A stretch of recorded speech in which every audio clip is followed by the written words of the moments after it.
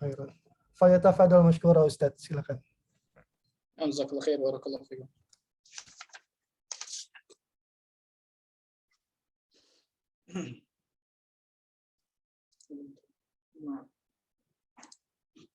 Bismillah. Assalamualaikum warahmatullahi wabarakatuh. Alhamdulillah, nahmaduhu wa nasta'inuhu wa nastaghfiruh wa natubu ilayh wa na'udzu billahi min shururi anfusina wa min sayyiati a'malina. Man yahdihillahu fala mudilla lahu wa man yudlil fala hadiya lahu.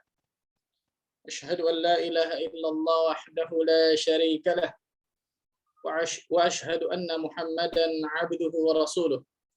Salawatullahi wa salamuhu alaihi nabiyyina wa habibina Muhammad sallallahu alaihi wa ala alihi wa sahbihi wa sallam. Qala Allah ta'ala fi kitabihil karim, ya ayyuhalladzina amanu ittaqullaha haqqa tuqatih wa la tamutunna illa wa antum muslimun, amma ba'd. Ikhwani wa akhwati fid din, rahimani wa rahimakumullah, saudara-saudariku sekalian yang mudah-mudahan Allah Azza wa Jalla berikan keberkahan dalam kehidupannya. Alhamdulillah, kita bersyukur kepada Allah Rabbul Izzati wal Jalal Rabbul Alamin yang telah memberikan berbagai macam nikmat dan karunia-Nya kepada diri kita, sehingga pada kesempatan yang berbahagia ini, alhamdulillah kita bersyukur kepada Allah Azza wa Jalla, Allah masih berikan berbagai macam nikmat dan karunia-Nya kepada diri kita, sehingga kita dapat bertemu via online ini, baik via Zoom ataupun via Clubhouse. Kita berdoa kepada Allah Azza wa Jalla, mudah-mudahan Allah Azza wa Jalla selalu berikan keikhlasan bagi diri kita semua untuk menuntut ilmu syar'i. Karena amalan tanpa ikhlas, maka sebagaimana seseorang yang membawa bekal atau membawa sebuah karung. Dan karung itu besar, luar biasa, tapi di dalamnya tidak ada apa-apa, nggak ada manfaat untuk dirinya. Dia hanya membawa pasir atau debu. Allah Azza wa Jalla akan jadikan seperti haba'an manthura, seperti debu yang berterbangan nanti ketika di hari kiamat. A'udzubillahi min dzalik. Maka berusahalah untuk mengikhlaskan niat kita, meluruskan niat kita, agar Allah Azza wa Jalla berikan berbagai macam faedah dalam kehidupan kita, di antaranya ilmu yang bermanfaat. Salam dan salam semoga tercurah kepada Nabi kita Muhammad sallallahu alaihi wasallam, Nabi akhir zaman, Nabi yang telah membawa kita dari zaman kejahilian, dari zaman kebodohan, dari zaman keterasingan akan ilmu, menuju zaman yang terang-benderang akan ilmu syar'i, itu zaman as-sunnah. Ma'asyiral muslimin wal muslimat, rahimani wa rahimakumullah. Melanjutkan mabhath kita ikhwan tentang kitab Khudh aqidatak minal Qur'ani was sunnati sahihah. Ambillah akidahmu dari Al-Qur'an dan juga as-sunnah yang sahihah, karya dari Syekh Muhammad Jamil Zainu rahimahullahu taala. Dan hari ini insyaallah taala kita akan masuki bab selanjutnya, yaitu tentang syurutu qabulil amal.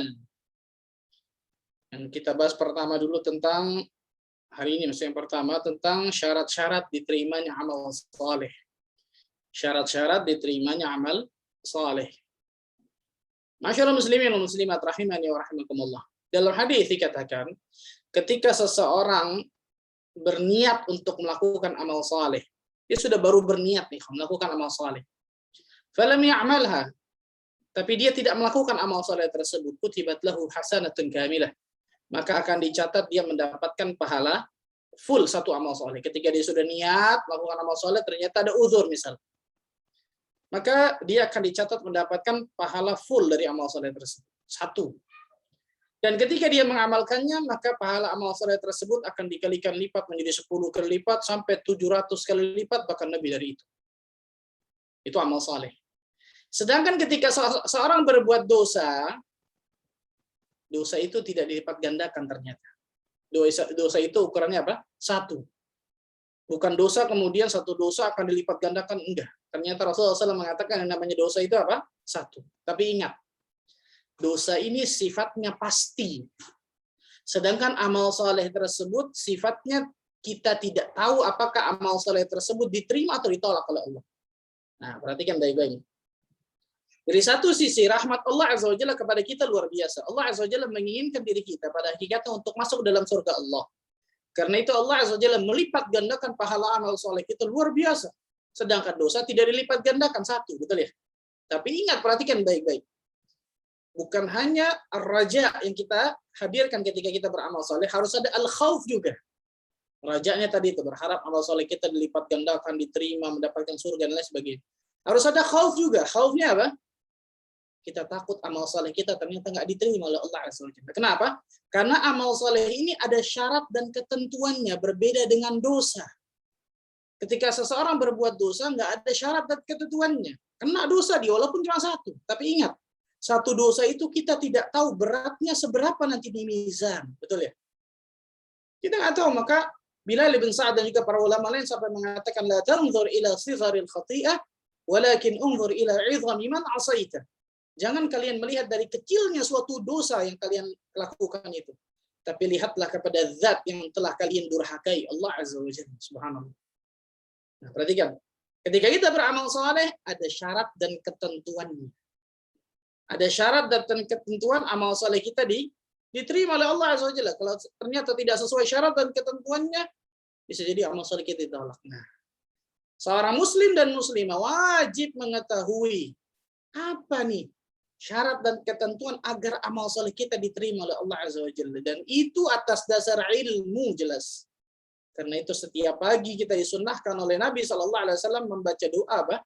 Allahumma inni as'aluka ilman nafi'an wa rizqan tayyiban wa amalan mutaqabbalan. Lihat. Ya Allah, aku memohon kepadamu yang pertama apa? Ilmu yang bermanfaat dulu. Baru rizki yang baik dan amal yang diterima. Lihat. Para ulama mengatakan yang pertama kita minta ilmu yang bermanfaat dulu. Kenapa? Karena yang pertama ini insya Allah Ta'ala akan melahirkan yang kedua dan yang ketiga. Tapi kalau orang yang pertama saja ilmu yang bermanfaat Allah nggak kasih kepada orang itu, jangan harapkan yang kedua dan yang ketiga akan kita dapatkan. Rezeki yang baik, yang halal, ataupun amal yang diterima. Jangan kita harapkan. Itu pentingnya ilmu luar biasa. Ilmu syar'i, ilmu agama. Nah, Syekh menyebutkan di sini pertanyaan beliau, ma hiya syuruti qabulil amal?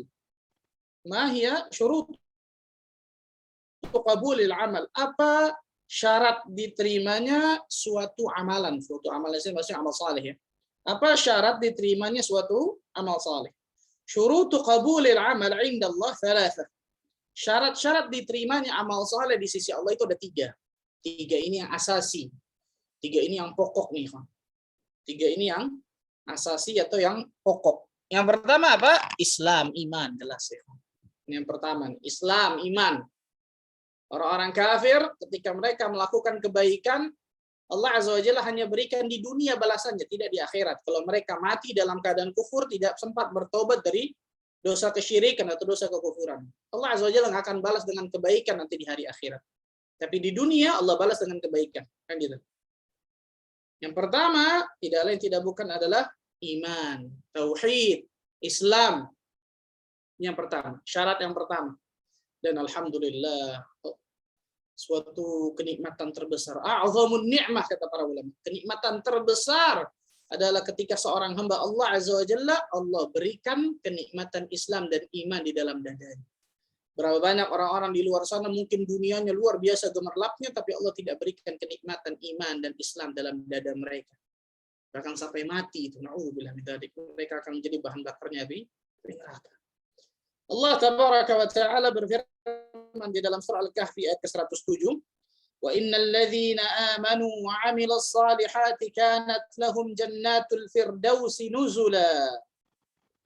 Allah Azza wa Jalla berfirman dalam surah Al-Kahfi, surah ke-18 ayat 107, sesungguhnya orang-orang yang beriman dan beramal saleh. Lihat, beriman, beramal saleh. Beriman, beramal saleh. Saya sering katakan, kalau kita temukan dalam Al-Quran iman, amal saleh. Iman, amal saleh pasti di dalamnya ada kandungan ilmu. Karena tidak mungkin kita dapat beriman dengan benar tanpa ilmu, kita tidak mungkin dapat beramal saleh dengan benar tanpa ilmu. Iman, amal saleh, iman, ilmu, amal saleh. Allah Azza wa Jalla berfirman, sesungguhnya orang-orang yang beriman dan beramal saleh, bagi mereka surga Firdaus yang tinggal, bagi mereka surga Firdaus tempat tinggal mereka. Allahu Akbar, subhanallah. Rasulullah sallallahu alaihi wasallam bersabda kepada seseorang yang meminta nasihat kepada beliau, "Qul," katakan, "Amantu billah tsumma istaqim." Aku beriman kepada Allah, kemudian istiqamahlah. Kemudian istiqamah. Jadi syarat yang pertama, bahkan ini syarat mutlak nih, Pak. agar amal soleh kita diterima oleh Allah Azza wa Jalla, mendapatkan ganjaran pahala, mendapatkan ganjaran surga Allah, tidak lain tidak bukan adalah Islam, iman, tauhid. Mentauhidkan Allah Azza wa Jalla, beragama Islam, beriman dengan iman yang benar. Yang kedua, al-ikhlas. Syarat yang kedua apa? Ikhlas. Ketika kita sudah Islam, alhamdulillah, kenikmatan luar biasa yang Allah berikan kepada kita, nikmat Islam, nikmat iman. Maka nikmat yang kedua apa, ikhwan? Nikmatul ikhlas. Ketika Allah Azza wa Jalla berikan taufik kepada seorang hamba untuk bisa ikhlas ketika beramal soleh, itu azim, luar biasa, ikhwan. Besar, agung, luar biasa itu. Karena kita lihat subhanallah berapa banyak kaum muslimin dan muslimat ketika mereka beramal soleh jauh dari kata-kata ikhlas. Ingin dipuji, ingin disanjung, ingin mendapatkan tempat di hati masyarakat, tujuan utamanya dunia, dan lain sebagainya. Nauzubillah min dzalik. Dan perkara ikhlas ini bukan perkara membalikan telapak tangan, nih, Bang. Saya sering katakan ini. Perkara ikhlas bukan perkara membalikan telapak tangan. Di kajian ini, di jam ini, di detik ini, di tempat ini mungkin kita bisa ikhlas. Selesai dari kajian ini, wallahu alam kita bisa ikhlas lagi atau tidak. Jadi bukan berarti sekali lulus ikhlas akan lulus terus, enggak. Pertarungan dengan iblis untuk menjadikan diri kita selalu ikhlas ketika kita beramal soleh itu terus menerus, ikhwan. Terus menerus, subhanallah. Makanya Imam Sufyan Ats-Tsauri rahimahullah taala sampai mengatakan apa? Ma'alajtu syai'an ashadda 'alayya min niyyati, yakni min al-ikhlas. Tidaklah aku mengobati sesuatu yang paling sulit bagi diriku kecuali mengobati apa? Niatku. Bayangkan, niatku. Ini ulama, bayangkan. Apalagi kita. Karena dia selalu apa? Li'annahu tataqallabu 'alaihi. Karena dia selalu berbolak-balik. Kadang ikhlas, kadang tidak. Kadang lurus niatnya, kadang tidak. Kadang bagus niatnya, kadang tidak. Itu ulama, bayangkan. Sebagian ulama lain mengatakan, aku berusaha untuk selalu mengistiqomahkan niatku di dalam amal saleh, dan itu baru aku dapatkan selama puluhan tahun aku menempanya. Bayangkan, puluhan tahun berusaha untuk ikhlas ketika beramal saleh baru dapat. Bayangkan, Allahu Akbar. Rasulullah Shallallahu Alaihi Wasallam mengatakan di depan para sahabat nih, Inna akhwafa ma akhafu alaikum asyirkul asghar. Sesungguhnya yang paling aku takutkan kepada kalian. Kalian sahabat loh, ikhwan. Kalian ini ketika Nabi SAW mengatakan sahabat, dan jelas pasti pada kita semua ya. Kalian ini sahabat, lihat Rasul Shallallahu Alaihi Wasallam takut sahabat kena penyakit ini, apalagi kita. Yang sahabat sudah kita tidak apa? Kita tidak ragukan bagaimana imannya, bagaimana ketakwaannya, bagaimana kedekatannya dengan Allah, bagaimana amal solehnya, bagaimana kezuhudannya, bagaimana kewaraannya, dan lain sebagainya. Rasul Shallallahu Alaihi Wasallam takut sahabat kena penyakit ini, apalagi kita. Sesungguhnya apa yang aku takutkan kepada kalian adalah syirik kecil. Fasu'ila anhu, ketika ditanyakan, apa itu syirik kecil? Faqala ar-riya, maka itu adalah riya. Riya ini lawan kata dari ikhlas nih. Riya terambil kata-kata ru'yah, ra'aya ru'yah. Melihat. Maksudnya apa? Seseorang beribadah kepada Allah ingin dilihat amal salehnya oleh orang lain. Tujuannya apa? Dipuji, disanjung, dan lain sebagainya. Bayangkan Rasulullah SAW takut sahabat kena penyakit ini, lagi kita, subhanallah. Apalagi ketika Nabi SAW mengatakan kepada para sahabat, hadis yang syariat Imam Ibnu Majah kan, ketika para sahabat sedang berbincang-bincang masalah Dajjal. Kemudian Rasul SAW lewat. Ala ukhbirukum bima huwa akhwafu alaikum indi min fitnatil masihid Dajjal. Maukah aku kabarkan kepada kalian, wahai para sahabatku, ada satu fitnah yang fitnah ini jauh lebih dahsyat daripada fitnah Dajjal. Bala Rasulullah, mau Rasulullah, apa itu? Asyirkul khafi. Syirik yang tersamar, syirik yang tersembunyi. Kemudian Rasul melanjutkan, yaqumur rajul fayusalli. Seseorang berdiri kemudian salat, fayuzayyina salatahu. Kemudian mengindah-indahkan salatnya, memperbagus salatnya. Lima yara min nadhari rajul. Agar pandangan manusia tertuju kepada dirinya. Oh, orang saleh, orang alim, orang baik, dan sebagainya. Bayangkan, ini lebih ditakutkan oleh Nabi SAW daripada fitnah Dajjal. Kita tahu bagaimana fitnah Dajjal di akhir zaman luar biasa. Allahu Akbar. Di sini menunjukkan bagaimana pentingnya tentang ikhlas. Orang-orang yang merasa aman dari riya ketika dia beramal adalah orang-orang yang paling mudah dan paling gampang terkena dengan riya. Karena tidak ada satupun ulama salaf terdahulu yang merasa aman bahwa seluruh amal solehnya sudah tenang, ikhlas.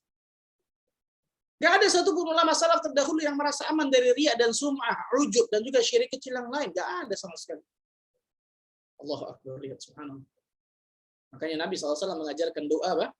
Pada para sahabat kan, Allahumma inna na'udzubika min an nusyrika bika syai'an na'lamuhu wa nastaghfiruka lima la na'lamu. Ketika Rasul SAW mengatakan bahwa syirkul khafi itu seperti langkah semut yang hitam di batu yang hitam di malam yang kelam. Bayangkan. Kemudian para sahabat mengatakan, bagaimana kita bisa selamat darinya, wahai Nabi SAW? Maka Rasul mengajarkan doa ini. Allahumma inna na'udzubika min an nusyrika bika syai'an na'lamuhu. Ya Allah, kami berlindung kepadamu, ya Allah, dari perbuatan syirik yang kami tahu itu perbuatan syirik. Wa nastaghfiruka lima la na'lamu, dan kami minta ampun, beristighfar kepadamu, ya Allah, dari perbuatan syirik yang ternyata kami tidak tahu itu perbuatan syirik. Allahu Akbar. Berlindung kepada Allah Azza wa Jalla dari perbuatan syirik besar ataupun syirik kecil. Itu doa di antara doa yang diajarkan oleh Nabi SAW. Umar al-Khattab radhiyallahu anhu doa kepada Allah Azza wa Jalla. Apa itu? Allahumma ja'al amali kullahu salihah. Ya Allah, jadikan seluruh amalku amal yang saleh. Waj'alhu liwajhika khalisah. Jadikan seluruh amalku ikhlas karenamu, ya Allah. Wala taj'al li ahadin fihi syai'an. Dan jangan jadikan amalku untuk selain daripada dirimu, ya Allah. Umar bin Khattab, ikhwan. Allahu Akbar, ikhlas. Perhatikan baik-baik. Ini pentingnya tentang masalah ikhlas. Allah Azza wa Jalla berfirman dalam surah Al-Bayyinah. Ayat kelima, wa ma umiru illa liya'budullaha mukhlishina lahud-din hunafa. Dan tidaklah kalian diperintahkan oleh Allah Azza wa Jalla kecuali hanya untuk beribadah, menyembah kepada Allah Azza wa Jalla, memurnikan, mengikhlaskan ketaatan kepada Allah Azza wa Jalla, dan juga agama yang lurus. Ikhlas yang kedua. Setelah Islam, ikhlas. Karena pembelajaran khusus masalah ikhlas ini, ada kiat-kiat tentang ikhlas, ada fawaidul ikhlas, ada ciri-ciri orang ikhlas, panjang lebar biasa tentang masalah itu. Tapi kita juga masuk ke masalah itu. Yang ketiga, al-muwafaqah lima ja'a bihi Rasul sallallahu alaihi wasallam. Yang ketiga adalah sesuai dengan ajaran Rasulullah sallallahu alaihi wasallam. Mutaba'ah, ittiba'ur Rasul. Sesuai dengan ajaran Rasulullah sallallahu alaihi wasallam. Ini jelas ya, ikhwan. Sesuai dengan ajaran Rasulullah sallallahu alaihi wasallam. Allah Azza wa Jalla berfirman dalam surah Al-Hasyr ayat ke-7, "Wa ma ataakumur rasulu fakhudhuhu wa ma nahakum anhu fantahu." Dan apa-apa yang datang dari Rasulullah sallallahu alaihi wasallam maka ambillah. Ambil. Datang dari Rasulullah SAW, maka apa? Ambil. Itu jelas wahyu. Dan apa-apa yang dilarang oleh Rasul Sallallahu Alaihi Wasallam, maka tinggalkanlah. Maka tinggalkanlah. Allah Azza wa Jalla juga berfirman di dalam surah Ali Imran ayat ke-31. Ayat ini ayat yang luar biasa nih, Ali Imran ayat 31. Qul, katakan ya Muhammad, in kuntum tuhibbunallah fattabi'uni. Katakan yang Muhammad kepada mereka, jika kalian benar-benar mencintai Allah, maka ikuti aku. Lihat, ikuti aku maksudnya siapa? Ikuti Rasul sallallahu alaihi wasallam. Lihat.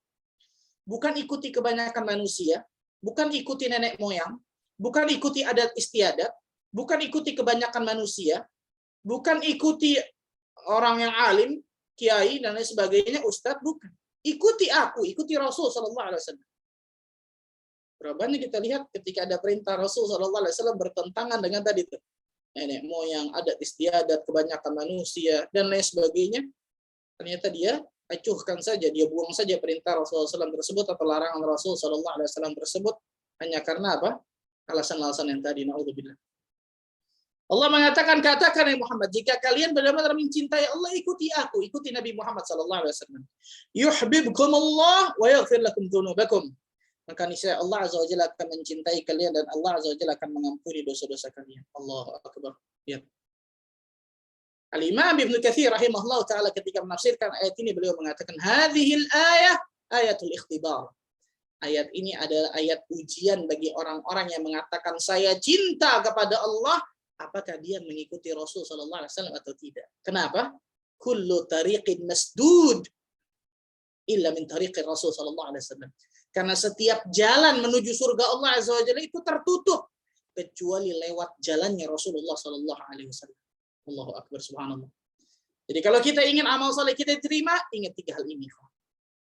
Kemudian Rasul SAW juga mengatakan, "Man 'amila 'amalan laisa 'alaihi amruna fahuwa raddun." Barang siapa yang melakukan satu amalan yang tidak ada perintahnya dari kami, maka itu pasti tertolak. "Man ahdatsa fi amrina hadza ma laisa minhu fahuwa raddun." Barang siapa yang mengada-ada sesuatu yang tidak pernah kami contohkan, enggak pernah kami perintahkan, maka amalan tersebut pasti tertolak. Ini Rasul SAW mengatakan tertolak. Allahu Akbar. Ingat 3 ini, perhatikan baik-baik. Ingat 3 syarat agar amal soleh kita diterima. Islam, iman, tauhid, ikhlas, dan juga ittiba'ur rasul. Ada 2 kaidah. Yang 2 kaidah ini sampai mati kita harus ingat baik-baik nih, dan kita amalkan dalam kehidupan kita sehari-hari. Kaidah pertama yang berkaitan tentang masalah agama atau ibadah. Kaidah pertama yang berkaitan tentang masalah apa? Agama atau ibadah. Apa itu? Al-aslu fil ibadati al-man'u awil haram. Hukum asal dalam masalah ibadah itu haram atau terlarang. Hukum asal dalam masalah apa? Ibadah. Ibadah, agama, hukum asalnya terlarang. Hukum asalnya haram. Hatta ja'ad dalilu haliluh. Sampai datang dalil yang menghalalkannya. Sampai datang dalil yang membolehkannya. Ini kaidah pertama nih, hukum asal dalam masalah ibadah, hukum asal dalam masalah agama itu terlarang, haram. Sampai datang dalil yang membolehkan atau menghalalkan. Ini kaidah pertama nih, perhatikan baik-baik. Jadi disepakati seluruh ulama, nggak ada sama sekali khilaf masalah kaidah ini. Contoh, antum mau sholat apa? Sholat subuh. Sholat subuh berapa rakaat? 2 rakaat. Karena lagi semangat Pak Ustaz, karena mau sholat subuh 5 rakaat ya 2 rakaat dikit banget, luar biasa kan gitu. 2 rakaat dikit banget, nggak boleh. Loh, kenapa nggak boleh? Emang ada larangannya. Kebanyakan orang kan gitu ya. Kebanyakan kaum muslimin kan gitu ya. Ketika dikasih tahu, ini nggak boleh. Ini nggak ada contohnya dari Nabi Shallallahu Alaihi Wasallam. Ini nggak boleh dan sebagainya. Emang ada larangannya? Salah pertanyaan ini. Kenapa? Karena hukum asal ibadah tadi apa? Terlarang sampai datang dalil yang membolehkan. Hukum asal ibadah atau agama itu haram sampai datang dalil yang membolehkan, yang menghalalkan, kan gitu. Maka salah ketika menanyakan ada dalil yang melarang nggak? Salah. Harus saya tanya ada dalil yang bolehkan nggak ini? Makanya tanya masalah ibadah ada dalilnya, kan biasa gitu ya. Maksudnya ada dalil yang bolehkan nggak ini? Itu masalah ibadah. Ya, masalah ibadah, agama, perhatikan nih. Ibadah, agama. Jadi nggak ada nyambungnya masalah TV, masalah speaker masjid, masalah mikrofon, nggak masalah apa lagi. Pesawat, mobil, nggak ada nyambungnya. Kenapa? Karena itu bukan masalah ibadah, itu bukan masalah agama. Sahih? Perhatikan baik-baik nih. Hukum asal tentang masalah ibadah, masalah agama terlarang, haram. Sampai datang dalil yang membolehkan atau menghalalkan. Maka kalau masalah ibadah, tanya ada dalil yang bolehin nggak? Masalah agama, tanya ada dalil yang bolehin nggak? Contoh nih, Muharram nih. Banyak nih tersebar luar biasa nih. SMS broadcast, betul ya?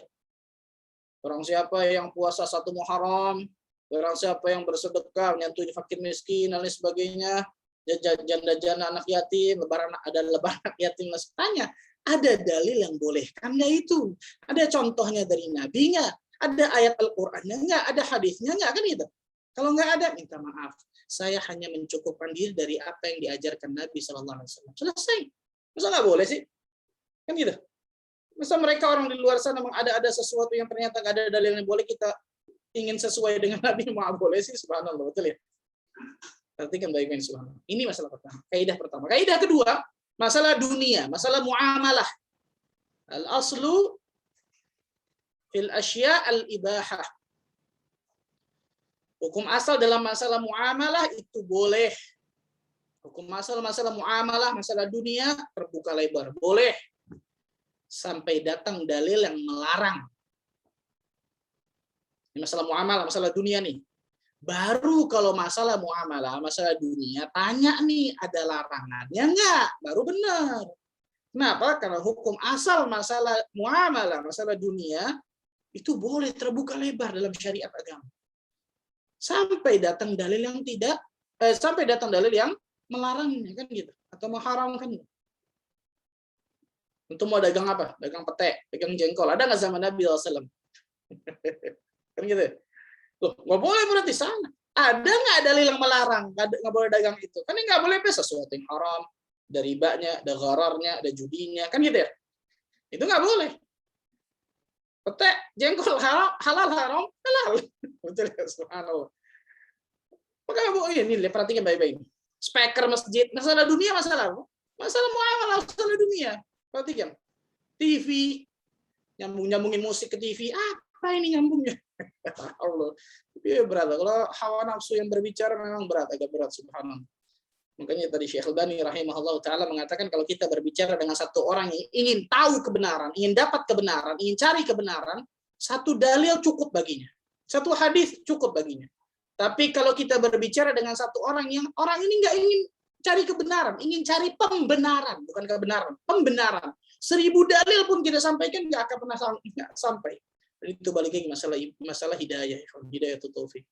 Maka bersyukurlah kepada Allah Azza wa Jalla ketika Allah berikan hidayah Islam dan hidayah di atas sunnah Nabi SAW.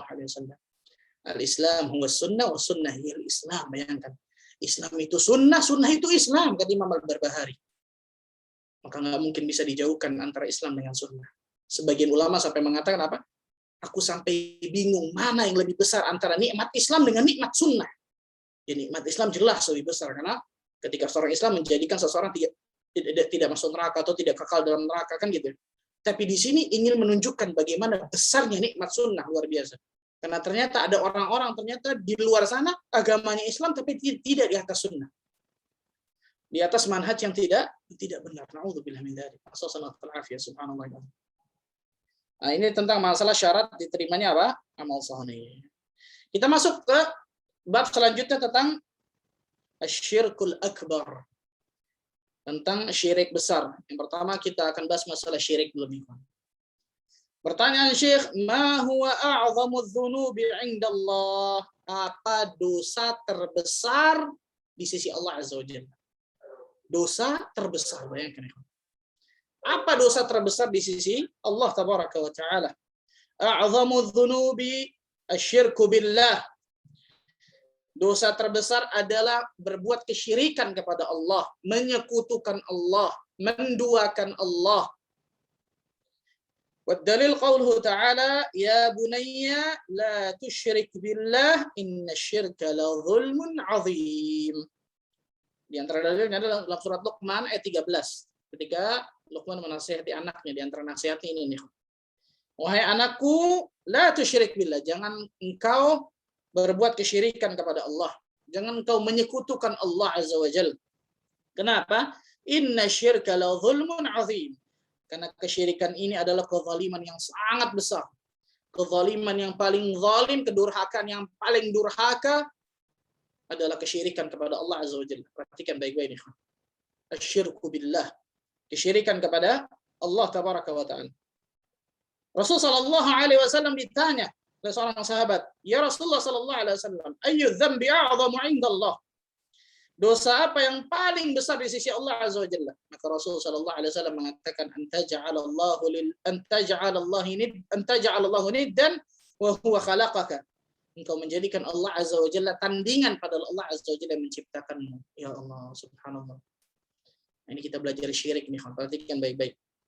Seorang pepatah Arab mengatakan apa? Araftu syarr la lisyarri, lakin litawaqqihi. Wa man la ya'riful khaira minasyarri yaqa fihi. Saya belajar keburukan syarr nih bukan untuk saya lakukan keburukan itu, tidak. Lakin litawaqqihi. Akan tetapi saya belajar itu untuk saya jauhi, saya jaga diri saya. Kenapa? Wa man la ya'riful khaira minasyarri yaqa fihi. Karena barang siapapun nih yang tidak bisa membedakan antara kebaikan dan keburukan, maka dia akan terjerumus kepada keburukan. Bayangkan, subhanallah. Ajib perkataan ini, subhanallah. Nah, kita belajar kesyirikan ini bukan supaya ngecap orang, syirik, musyrik, bukan itu ya, perhatikan nih. Perhatikan baik-baik nih, banyak orang yang sabuk putih, saya sering katakan sabuk putih nih, setiap baru ngaji langsung tembak-tembakin nih. Syirik, ini musyrik, sini musyrik. Kafir nggak boleh, haram hukumnya. Perhatikan baik-baik nih, kawan. Kita belajar bukan itu. Tapi kita belajar untuk kita amalkan dalam kehidupan kita supaya kita tidak tercebur ke dalam kesyirikan, kan gitu.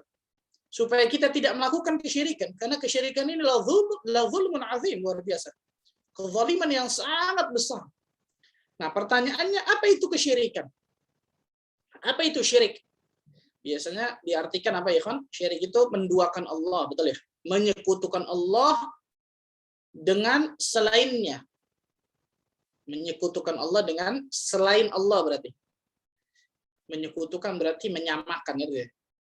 Menduakan Allah, menyekutukan Allah, menyamakan Allah dengan selain Allah dalam ibadah.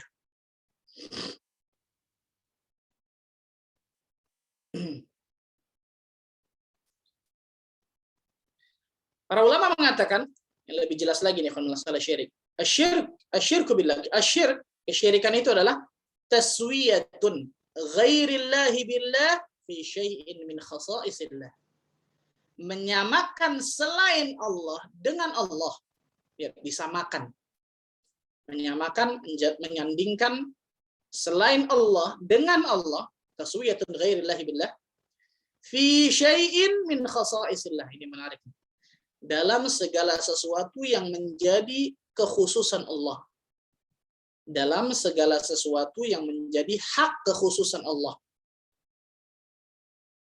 Dalam segala sesuatu yang menjadi hak kekhususan Allah.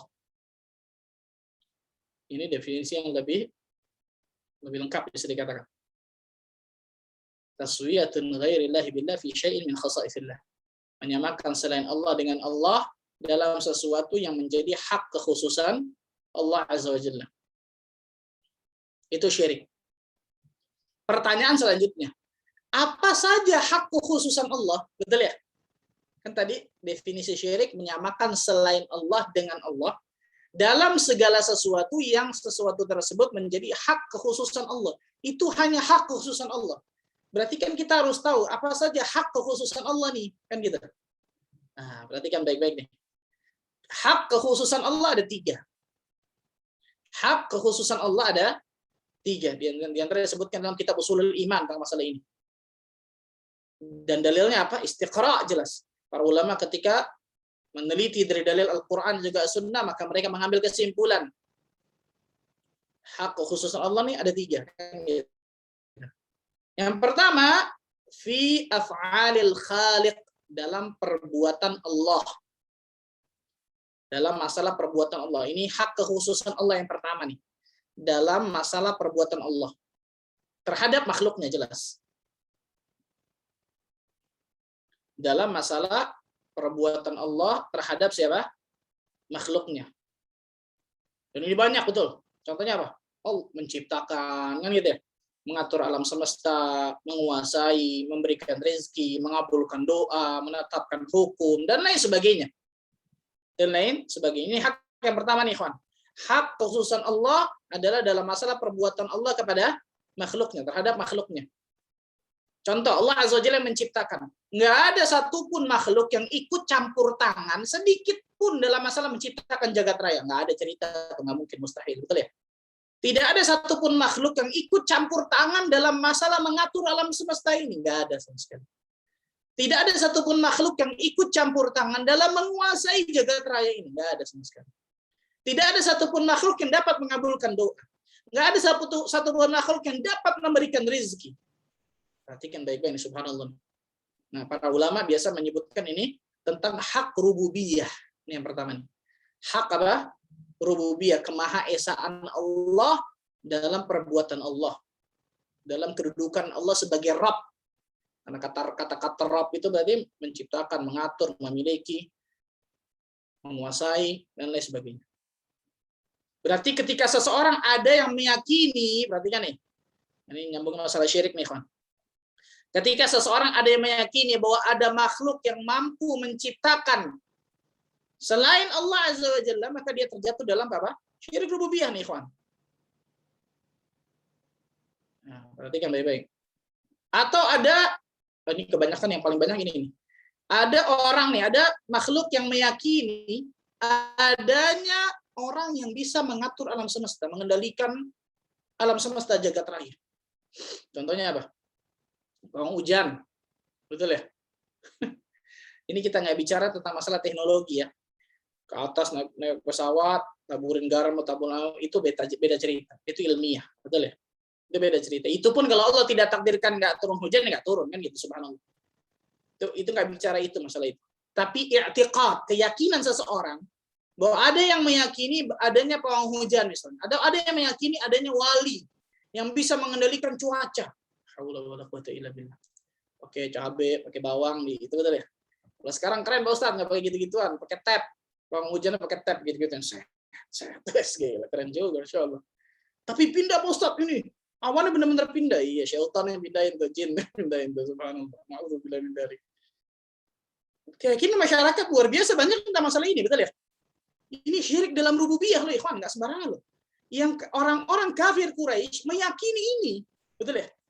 Wala in sa'altahum man khalaqas samawati wal arda la yaquluna Allah.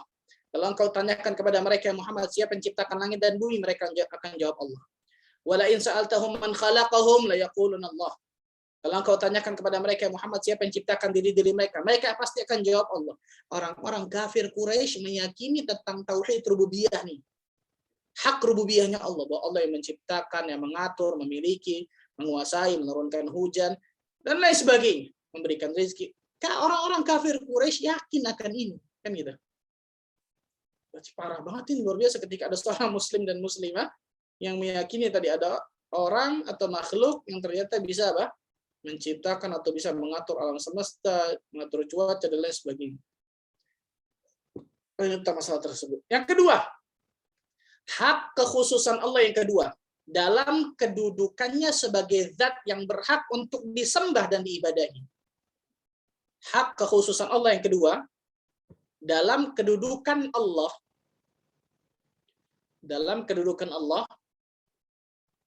sebagai zat yang berhak untuk disembah dan diibadahi. Nah, ini yang paling penting, nih, intinya yang kedua nih, Ikhwan. Dalam kedudukan Allah sebagai zat yang berhak untuk disembah dan diibadahi. Dalam kedudukan Allah sebagai zat yang berhak untuk disembah dan diibadahi. Apapun bentuk ibadahnya nih, apapun bentuk ibadahnya. Siapa yang beribadah kepada selain Allah Azza wa Jalla dalam bentuk ibadah apapun, maka dia terjatuh dalam kesyirikan yang kedua nih. Atau para ulama akidah biasa menyebutkan apa? Tentang hak uluhiyah. Hak uluhiyah. Tentang hak uluhiyah. Ifradullah ta'ala bil ibadah, mengesahkan Allah Azza wa Jalla dalam beribadah kepada Allah. Dalam perbuatan makhluk kepada Allah, itu maksudnya apa? Ibadah kepada Allah. Yang perhatikan ikhwan, yang kedua ini bukan cuma orang sujud kepada selain Allah, orang menyembah kepada selain Allah, itu jelas, itu syirik, betul ya? Karena banyak kita lihat, orang-orang mengatakan, udah jangan bicara kesyirikan, Pak Ustadz, kesyirikan ini orang nyembah batu, nyembah itu. Mereka mikirnya syirik cuma itu, gitu, betul ya? Orang nyembah batu, nyembah pohon, nyembah Nabi Isa, nyembah siapa, berarti betul itu syirik, tapi selain itu pun ada kesyirikan, perhatikan baik-baik nih. Di antaranya apa? Nih Syekh menyebutkan. Ma huwa syirkul akbar? Apa itu syirik besar? Asyirkul akbar huwa sarful ibadati li ghairillah. Yang namanya syirik besar adalah memalingkan ibadah kepada selain Allah. Contohnya apa? Dia mencontohkan. Kadu'ain ghairillah. Berdoa kepada selain Allah. Wal istighatsah bil amwat. Atau istighatsah bil amwat. Istighatsah itu meminta pertolongan di saat sulit. Meminta pertolongan di saat apa? Sulit, di antaranya berdoa kan gitu. Berdoa dalam keadaan genting, dalam keadaan terdesak ketika sulit. Tapi mintanya kepada siapa? Kepada mayit. Na'udzubillah min dzalik. Atau beliau menyebutkan awil ahya al-ghaibin. Atau seorang yang hidup tapi gaib. Atau seorang yang hidup tapi apa? Gaib, maksudnya nggak hadir. Makhluk yang hidup tapi gaib atau tidak hadir. Perhatikan baik-baik. Allah Azza wa Jalla berfirman dalam surah An-Nisa ayat 36, wa'budullaha wa la tusyriku bihi syai'a. Dan sembahlah Allah Azza wa Jalla dan jangan kalian sekutukan Allah dengan sesuatu apapun. Perhatikan baik-baik. Kemudian Yang ketiga, pertanyaan selanjutnya, hal syirik mawjudun fi hadhil ummah? Apakah syirik itu ada terjadi pada umat ini nih? Apakah syirik itu terjadi pada umat ini? Apa kata Syekh? Na'am mawjud. Na'am jelas. Ini Syekh mengatakan ini belum sampai ke Indonesia, mungkin saya Allah alam, saya nggak tahu Syekh Muhammad Jamal Zainu pernah ke Indonesia apa enggak nih, subhanallah. Rahimahullah ta'ala. Kalau beliau pernah ke Indonesia, tahu bagaimana dari Sabang sampai Merauke, Allahu Akbar. Ustaz Al-Fadhil, Ustaz kita bersama, Ustaz Abdullah Zain, hafizahullah ta'ala, punya tesis S2 beliau. Yang tesisnya beliau 500 halaman lebih. Bayangkan, 500 halaman lebih. Intinya dalam tesis tersebut adalah tentang al-inhirafat wa syirkiyat fi balad Indonesia. Tentang kesyirikan-kesyirikan yang terjadi di negeri Indonesia ini. Beliau meliling dari Aceh sampai Papua. 500 halaman lebih tesis beliau. Meliling tuh dari Aceh sampai Papua. Dan dicetak oleh kerajaan Saudi Arabia, sekarang ditaruh di perpustakaan Masjid Nabawi. Kalau antum nanti kalau berikan kesempatan ke perpustakaan Masjid Nabawi, cari nih bukunya Salul Zain, 500 halaman lebih. Dari Aceh sampai Papua, bayangkan beliau meliling. 500 halaman lebih. Kesyirikan-kesyirikan yang terjadi di tanah air kita nih, subhanallah. Luar biasa. Dan ada kalau nggak salah di UFIT, tulisan beliau, sebagian tulisan beliau ada di situ tentang masalah kesyirikan-kesyirikan ini. Beliau sebutkan sebagian, subhanallah. 500 judul halaman, bayangkan. Ada yang satu masjid, satu tiang masjid atau tiang masjid tersebut ditawafkan oleh orang. Di negara kita nih, ditawafkan, satu tiang masjid ditawafin orang, tawaf. Sepakat ulama masalah tawaf, nggak ada yang boleh kecuali di Ka'bah, kan gitu. Ada yang jaminan surga. Ente mau surga nggak? Bayar segini dapat surga. Jaminan surga, yang punya surga dia, bapak moyang itu siapa ini? Na'udzubillah min dzalik. Yang punya surga Allah Azza wa Jalla. Ente mau surga, bayar segini dapat surga. Jangan takut. Saya jamin surga. Di negara kita ada nih. Di negara kita ada, subhanallah. Belum yang namanya apa? Kerbau yang dikeramatkan yang luar biasa, yang kotorannya dimakan. Na'udzubillah min dzalik. Wah, kita bicara luar biasa, ya. Ada apa ya? Kerbau apa? Kiai Selamat dan lain sebagainya. Kesyirikan. Jadi kesyirikan itu bukan cuma orang nyembah batu, bukan cuma orang nyembah pohon dan lain sebagainya. Ketika seseorang berdoa kepada selain Allah nih, syirik. Istighatsah kepada selain Allah, kepada mayit, datang ke mayit, minta-minta ke mayit, atau bahkan menjadikan mayit tersebut sebagai perantara. Allah Azza wa Jalla mengabadikan tentang perkataan orang-orang Quraisy. Mana abuduhum illa liqarribuna ila Allahi zulfa. Kami nggak menyembah mereka ya Muhammad. Kami nggak menyembah berhala-berhala yang ada di sekitar Ka'bah nih. 360 berhala yang kurang lebih kan gitu. Kami nggak menyembah mereka kok. Illa liqarribuna ila Allahi zulfa. Kecuali kami hanya mendekatkan diri kami, menjadikan berhala ini perantara untuk mendekatkan diri kami kepada Allah Azza wa Jalla. Bayangkan. Allah Azza wa Jalla mengatakan musyrik Quraisy, kafir Quraisy. Berapa banyak kaum muslim yang datang ke kuburan seperti ini, betul ya? Menjadikan apa? Orang yang sudah mati meninggal sebagai perantara kepada Allah Azza wa Jalla. Betul? A'udzubillah min dzalik. Jadi bukan hanya kemudian datang ke batu, datang ke pohon, sujud, karena kebanyakan kita seperti itu, betul. Yang namanya syirik itu menyembah kepada selain Allah. Itu betul, nggak salah, betul-betul. Tapi selain itu ternyata ada. Berdoa kepada selain Allah, beristighatsah kepada selain Allah, kepada mayit, kan gitu. Beristi'adzah, meminta perlindungan kepada selain Allah, yang cuma Allah yang bisa memberikan perlindungan, kan gitu. Bernazar kepada selain Allah, menyembelih untuk kepada selain Allah. Itu semua masalah ibadah loh, ikhwan. Dan ibadah-ibadah tersebut tidak boleh kita palingkan kepada selain Allah. Ketika kita palingkan ibadah itu kepada selain Allah, maka kita terjatuh dalam kesyirikan. Maka Syekh mengatakan, ketika beliau mengatakan apakah syirik itu masih ada nih di umat ini nih, maka beliau mengatakan na'am mawjud, jelas. Ini saya yakin beliau belum ke Indonesia, balik ke Indonesia, na'am ini mungkin lebih gede lagi, luar biasa insyaallah. Dan kemudian beliau mengatakan dalam surat Yusuf, di antara dalilnya, dalam surat Yusuf surat ke-12 ayat 106, "Wa ma yu'minu aktsaruhum billahi illa wa hum musyrikun." Dan sebagian besar mereka tidak beriman kepada Allah melainkan dalam keadaan menyekutukan Allah dengan sesembahan-sesembahan yang lain. Allahu akbar. Rasul sallallahu alaihi wasallam juga mengatakan la taqumus sa'ah hatta talhiqu qabaila min ummati bil musyrikin wa hatta ta'budul authan.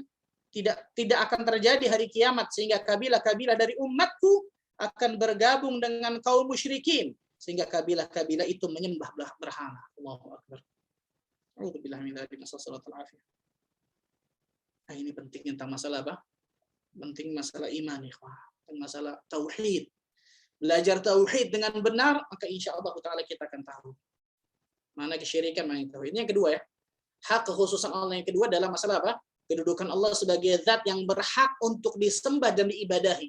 Dan inti dakwah para nabi dan rasul ini tauhid yang kedua, tauhid uluhiyah.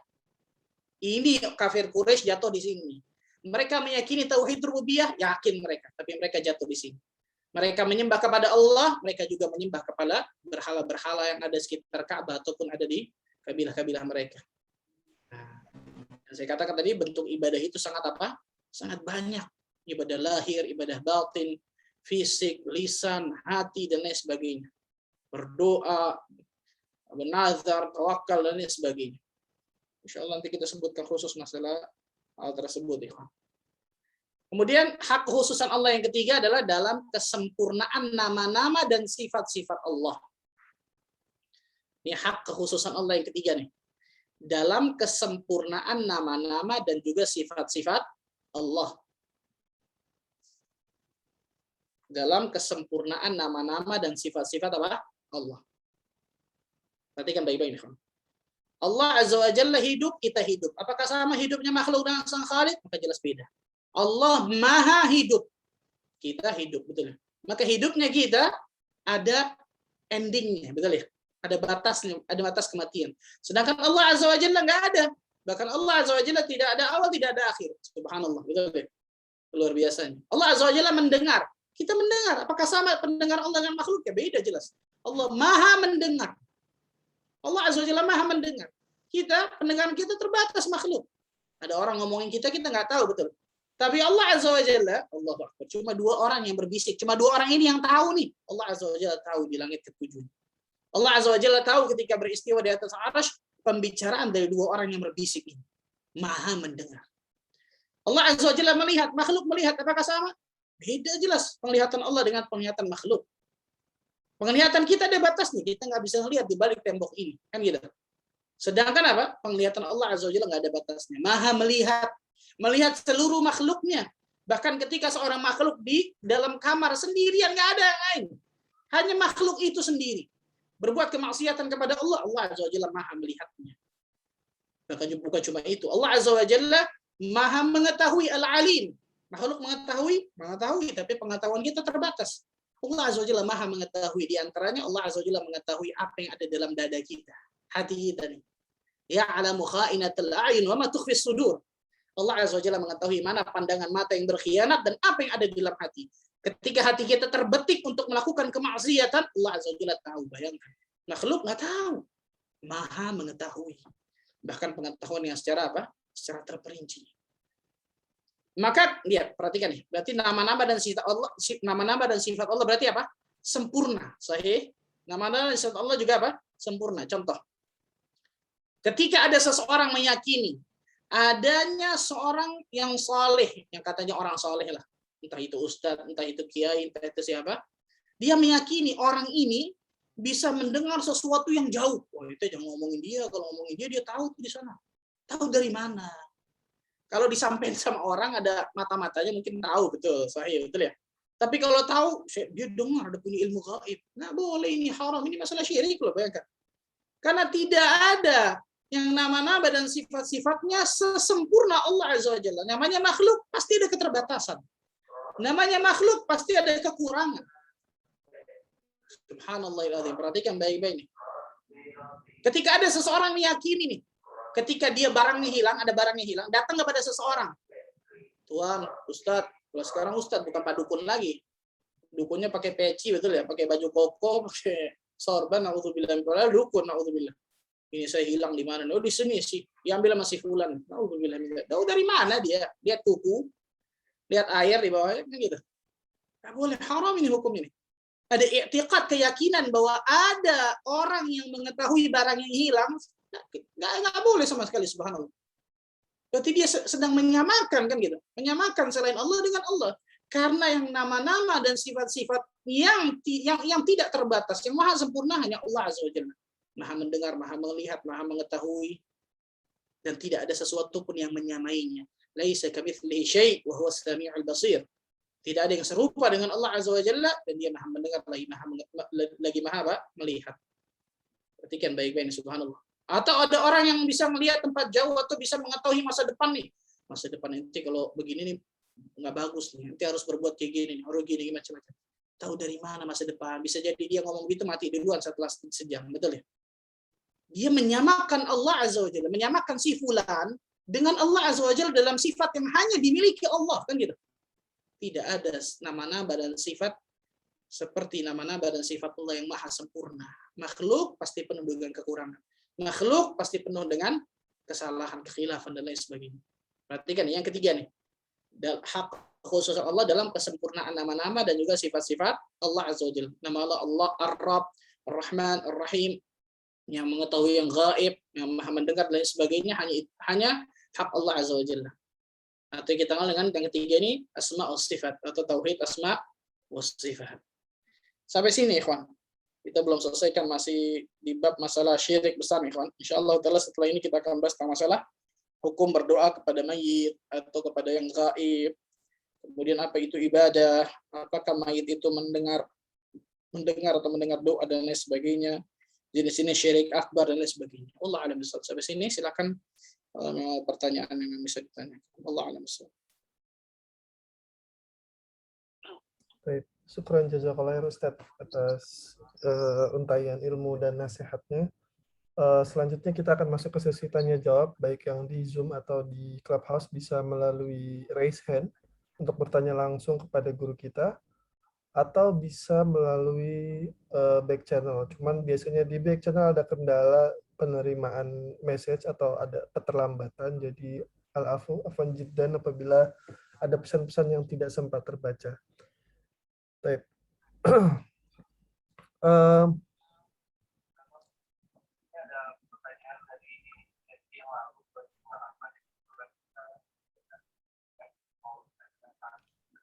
Tafadhol. Tafadhol Mas Agung, silakan, mohon bantuannya untuk membacakan. Silakan.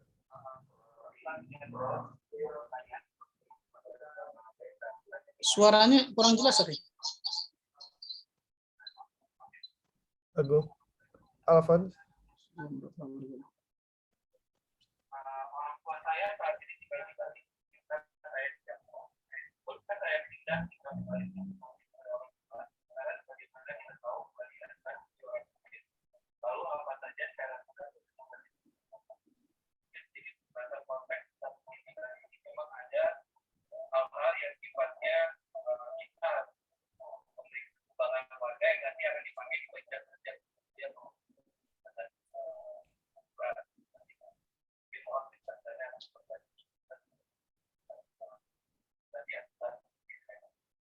Nah, barakallahu fikum. Tentang masalah Bali, Bali di antara pulau di negara Indonesia, betul ya?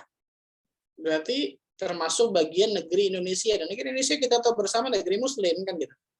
Walaupun di Bali itu mungkin kita bisa lihat mayoritas penduduknya mungkin tidak beragama Islam kan gitu, subhanallah. Tapi bukan menjadikan kemudian itu berarti negeri kafir, tidak, karena kan mereka bagian dari masalah apa? Bagian NKRI lah kalau bisa dikatakan gitu, Negara Kesatuan Republik Indonesia itu bagian dari negara Indonesia. Yang negara Indonesia jelas adalah negara Muslim disebutkan. Itu yang pertama. Yang kedua, dia ini yang pertama ini laki-laki atau perempuan ini? Yang pertama ini laki-laki.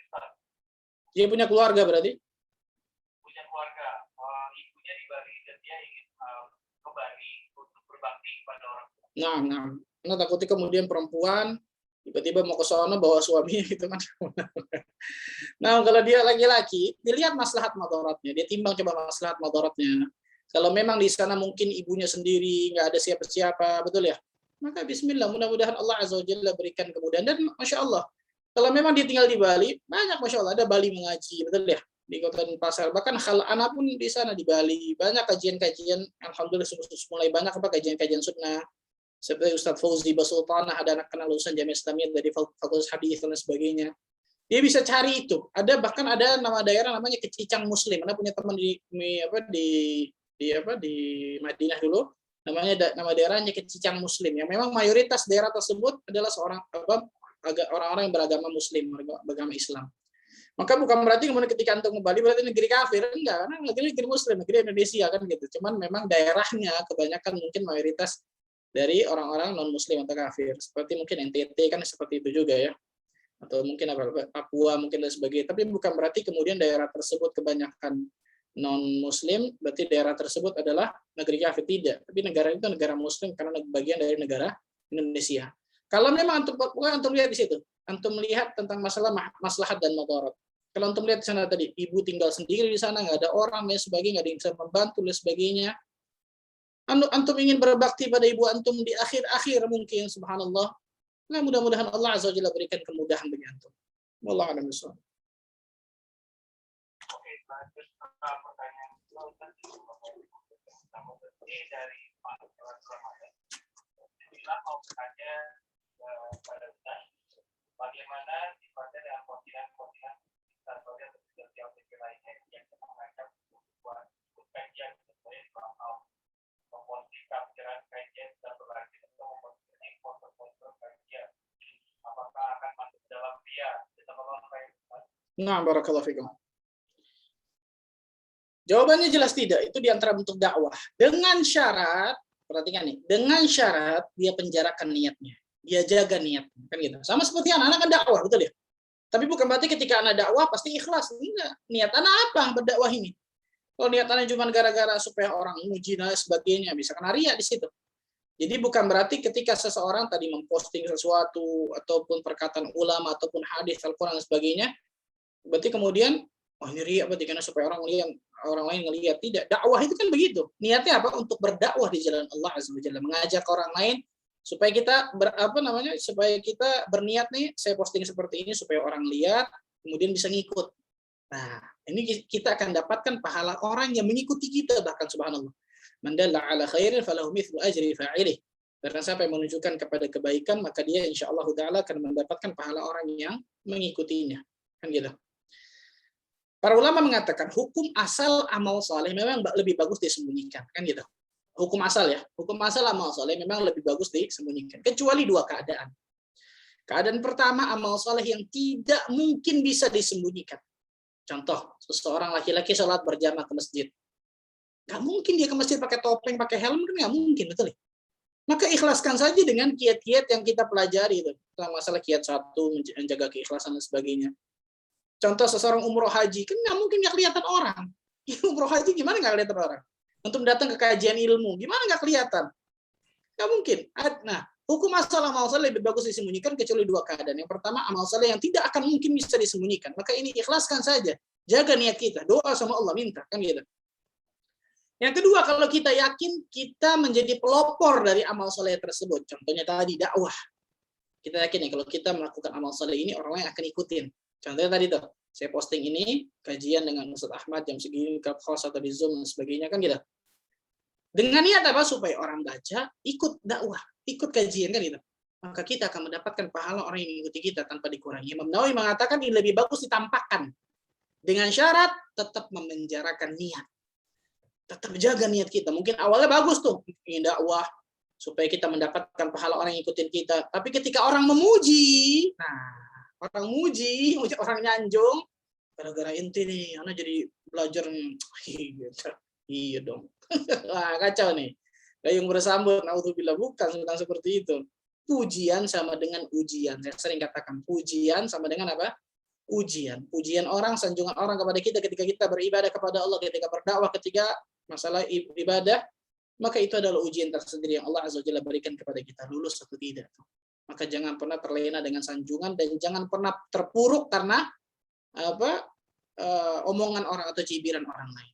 Orang yang ikhlas itu tidak akan pernah berpengaruh pada dirinya, sanjungan orang ataupun cibiran orang. Kenapa? Karena dia beribadah karena Allah, bukan karena manusia.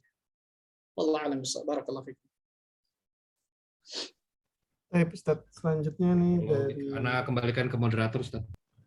Dari Clubhouse ada dari Clubhouse ada penanya langsung. Tafadhol, Subhan. Assalamualaikum warahmatullahi wabarakatuh, Ustaz. Waalaikumsalam. Izin bertanya, Ustaz. Kita kan saat pandemi ini susah untuk mencari kajian ilmu yang live. Jadi kita banyak mencari ilmu, salah satunya kajian online seperti ini, dan kita butuh gadget. Live ini maksudnya offline?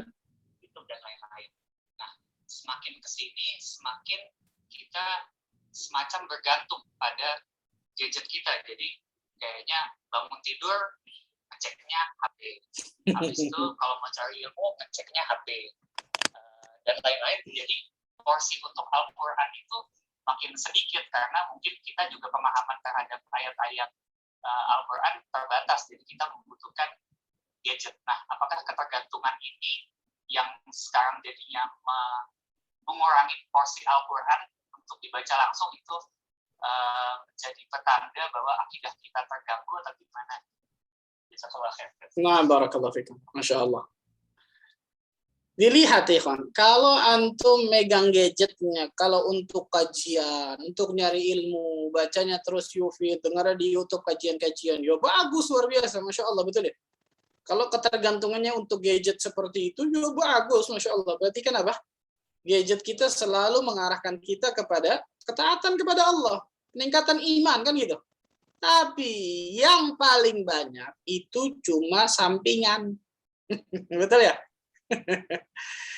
Ada kajian macam-macam. Tapi kalau kita mau jujur ya, kita pegang HP nih ketika melek mata sampai menjam lagi, yang kita pakai untuk melihat story orang, lihat explore, lihat ini, lihat itu. Mana lebih banyak, kan gitu ya? Maka jangan kemudian antum benturkan dari mencari ilmu, kajian dan sebagainya dengan baca Al-Qur'an. Itu jelas luar biasa, Masya Allah, kan gitu. Kalau orang bisa memakai gadgetnya dengan baik tadi tuh, dia bisa dapatkan pahala luar biasa, Masya Allah. Sama seperti apa? Medsos, betul ya? Sama seperti medsos. Silah dzu haddain. Sebuah senjata yang mempunyai dua mata pisau. Bisa khair, bisa syar. Bisa baik, bisa buruk, betul ya? Tergantung kita yang memakainya. Nah, yang megang ini siapa nih? Kalau yang megang ini punya ilmu, maka dia dapatkan pahala terus. Tapi kalau nggak punya ilmu, imannya lemah, akhirnya kemudian apa? Yang ada kemudian lalai, menghabiskan waktu yang sia-sia, bahkan mengandung unsur dosa. Maka perhatikan, intinya adalah kalau antum melihat nih, jujur pada diri ya, antum melihat dari pagi sampai malam, antum ketika megang gadget, mana lebih banyak, mana lebih berapa jam? Antum kajian, antum nyari ilmu di gadget antum, atau kemudian masalah dunia, masalah yang lain. Kan gitu ya? Kemudian kalau misalnya, tapi Qur'annya sedikit, Ustaz. Lah, kalau di gadgetnya antum tadi saya katakan tuh, nyari ilmu, bacanya Yufid, betul ya? Kajian-kajian ilmu dan sebagainya, nontonnya kemudian YouTube atau kemudian kelas seperti ini atau ikut Zoom dan sebagainya. Itu kan setiap detik dapat pahala semua, kan gitu. Sama seperti orang ketika baca Quran, misal baca Quran jadi gadget, itu pun dapat pahala, kan gitu ya? Tapi kalau mau jujur dalam hati kita, tanya hati kita nih, benar nggak kayak gitu? Itu kan harusnya seperti itu, kan gitu. Tapi kalau ternyata sebaliknya, itu hanya kemudian menjadi pelengkap waktu aja, betul ya.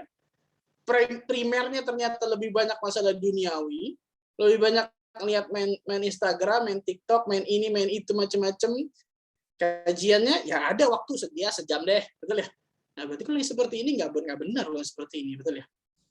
Maka intinya adalah dilihat mana yang lebih banyak ketika kita megang HP ini nih, mendatangkan pahala atau mendatangkan kesia-siaan dalam hidup kita, bahkan mendatangkan dosa.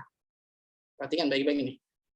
Karena saya yakin insya Allah Ta'ala, kalau gadget kita pakai benar-benar mayoritas mendatangkan pahala, untuk ilmu, baca artikel yang baik, dan lain sebagainya, mayoritas misal, maka jelas itu insya Allah Ta'ala, itu tidak akan mengganggu baca Al-Quran kita.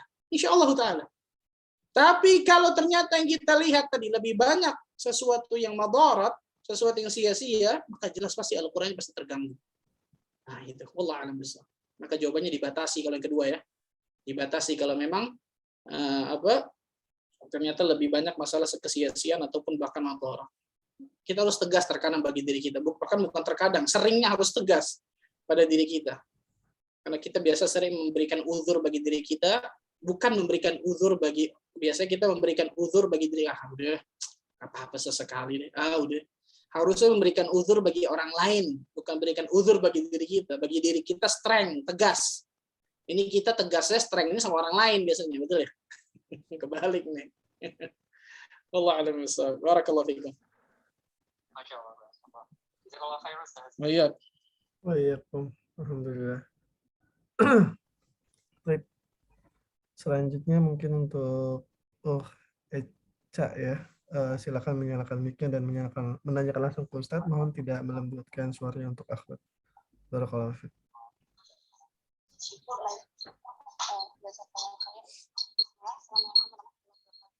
Waalaikumsalam warahmatullahi wabarakatuh. Saya kan kerja sekarang freelancer. Terus kadang-kadang saya udah masih lansia. Sekarang beliaunya udah meninggal. Terus selama 15 hari sebelum pembakaran dimulai itu anak-anaknya tuh keluarganya pada ini harus sembayangan seperti itu. Nah, selama sembayangan itu kan ada nyari makanan, terus kayak minuman, terus kayak gantiin baju, terus nyiapin air buat kayak cuci muka lah kayak seperti itu. Terus kalau misalkan anak membantu kayak ganti baju, bukan orang langsung tidak ada kesempatan untuk memakaikan pakaiannya seperti itu. Terus kayak nyiapin airnya, terus ada makanan dan minumnya di mejanya, seperti gimana setelah Pak udah termasuk kayak kesyirikan karena membantu peribadahan mereka. Sebentar. Ini membantu orang untuk dikremasi maksudnya? Karena kan kayak gimana cara memakai bajunya kan kayak setelah beliaunya masih hidup kan kebiasaan anak kayak gini gitu, yang kayak jagain yang rawat. Jadi bos anak tuh kayak mandikan itu juga suruh gantiin bajunya, nyuruh anak gitu, suruh ambil dari tempat yang dipakein baju itu tersebut gitu. Terus taruh makanan di mejanya gitu, kadang bantuin doang sih, bantuin bawa terus taruh. Nah itu makanan itu buat apa? Buat ibadah ini si pasien anak itu yang sudah meninggal, kayak nyembah mereka gitu, menyembah yang udah meninggal. Kayak menyembah yang sudah, maksudnya berarti makanan tersebut diperuntukkan untuk selain Allah maksudnya? Iya, ya buat nenek, buat pasien itu, buat orang tuanya sudah meninggal gitu. Jadi kayak selama mereka menganggap selama belum dibakar itu mereka masih di rumah, masih ada. Jadi kayak udah majang foto, majang tempat ya kayak bukan pura sih, kayak tempat peribadahan gitu. Ada paper pipa segala macamnya, bagar kayak kertas kayak seperti itu. Nah. Paham insyaallah.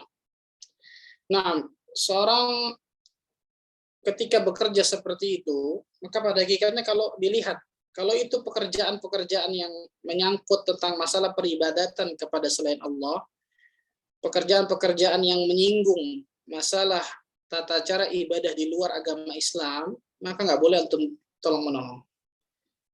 Karena Allah Azza wa Jalla mengatakan wala ta'awanu 'alal itsmi wal 'udwan, dan janganlah kalian tolong-menolong dalam perbuatan dosa dan juga permusuhan. Maka tadi tuh, kalau membantu merawatnya dan sebagainya masalah duniawi, kan gitu.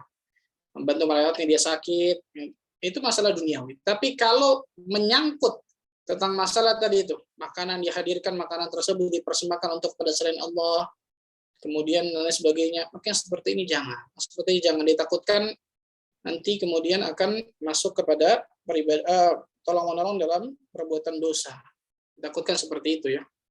Allah a'lam bishawab. Nanti tinggal di Bali berarti nih.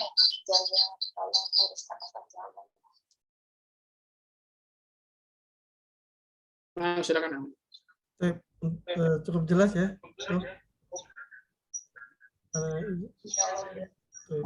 Ana turunkan izin. Selanjutnya sebelum penanya di Clubhouse lagi, Ana izin untuk penanya di Zoom, Ustadz, akan dibacakan oleh Akh Agung. Ada pertanyaan dari Akh Jokap di Surabaya. Tafadhol Mas Agung, minta tolong untuk dibacakan. Assalamualaikum Ustadz. Ini pertanyaan dari Zoom. Ada pertanyaan, mau bertanya, tadi disampaikan soal meminta selain Allah. Misal nih kita tahu untuk urusan curanmor, kita tahu kalau meminta pertolongan sama polisi bakal terselesaikan. Apakah ini termasuk syirik? Atau kalau kita misal takut sholat berjamaah di masjid karena takut terpapar virus, apakah ini bentuk syirik? Dan kita percaya kalau minum obat tertentu, kita paham bakal sembuh dari penyakit tersebut. Apakah ini dibentuk kesyirikan? Nah, jawabannya enggak, semuanya bukan kesyirikan. Jawabannya semuanya bukan bentuk kesyirikan. Yang pertama tadi meminta kepada selain Allah, misal tadi kepada orang curanmor kita minta tolong kepada polisi. Ini tidak bentuk kesyirikan. Yang dimaksud seseorang meminta kepada selain Allah yang itu bentuk kesyirikan, fima la yaqdir alaih. Yang pertama nih. Manusia itu atau makhluk itu nggak mampu untuk bisa membantu kita. Contoh tadi apa? Mengabulkan doa. Makhluk nggak mungkin bisa mengabulkan doa, kan gitu ya. Meminta pertolongan yang pertolongan itu makhluk nggak mampu, tidak mampu. Yang pertama, fi ma la yaqdir alaih. Kalau makhluk tersebut tidak mampu untuk membantu kita, itu masuk kriteria pertama. Tadi itu. Meminta untuk mengabulkan doa, nggak bisa makhluk. Gimana cara bisa mengabulkan doa? Meminta makhluk untuk memberikan rezeki kepada kita, nggak bisa makhluk berikan rezeki kepada kita. Walaupun mungkin nih kalau bos nggak tanda tangan, kemudian gaji kita nggak turun, tapi hati kita nggak boleh kepada bos kita.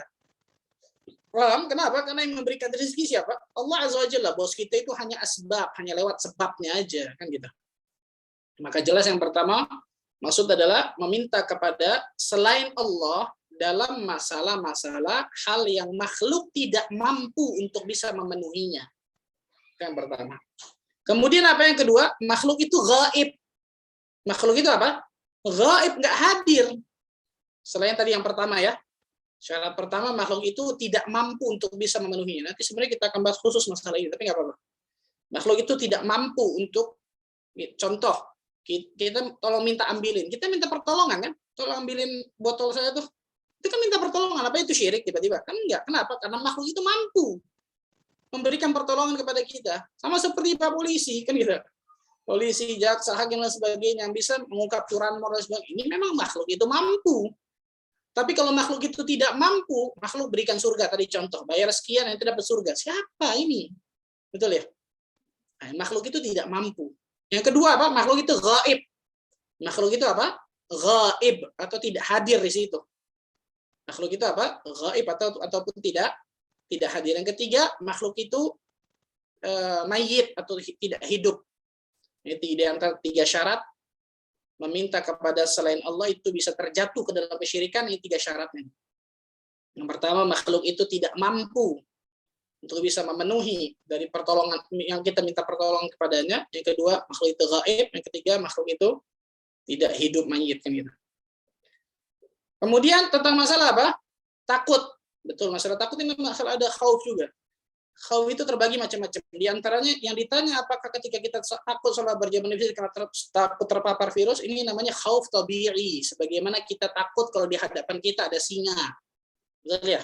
Para perempuan nih takut ketika di hadapannya ada kecoa, tikus. Betul. Apa kemudian itu dikatakan syirik? Tidak. Kenapa? Karena itu khauf tabi'i. Itu tabiat manusia. Ketika di hadapannya ada singa, ada buaya, ya kabur. Bukan enggak syirik. Kalau anak kabur, anak syirik. Enggak boleh. Anak harus depan singa ini. Lawan singa ini. Itu namanya khauf tabi'i. Khauf tabiat manusia. Di antara tabiat manusia takut kepada virus. Kan gitu. Baik virus itu kemudian sudah jelas kita tahu ilmunya, atau kemudian memang ghalabatul dzan, diketahui secara ini. Maka yang seperti ini jelas tidak syirikan. Sama seperti minum obat. Ini kenapa? Minum obat pada hakikatnya apa? Sebab. Kalau seseorang meyakini dalam hatinya karena obat ini saya sembuh, bisa terjatuh dalam kesyirikan. Perhatikan nih. Kalau dia menjadikan sebab sebagai tujuan. Gara-gara obat ini saya sembuh, gara-gara dokter ini saya sembuh. Ini bisa terjatuh ke dalam kesyirikan. Tapi insya Allah Ta'ala kebanyakan kaum muslimin ketika minum obat, datang ke dokter, betul ya? Ini cuma sebab. Saya minum obat ini, ya karena yang nyembuhin itu Allah. Fa idza maridtu fa huwa yashfin, kata Allah.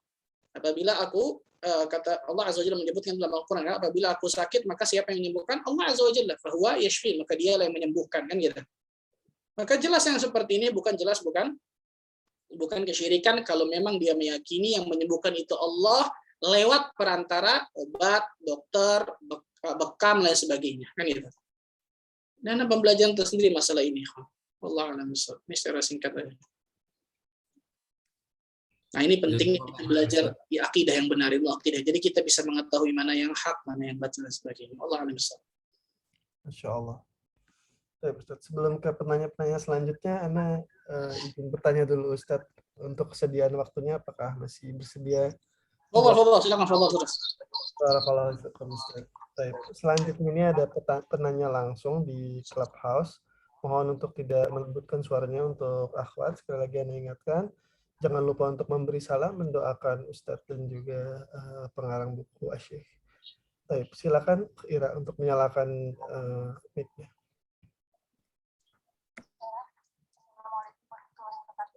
Waalaikumsalam warahmatullahi wabarakatuh. Semoga Ustaz dan tim dan kesehatan Allahumma amin. Yang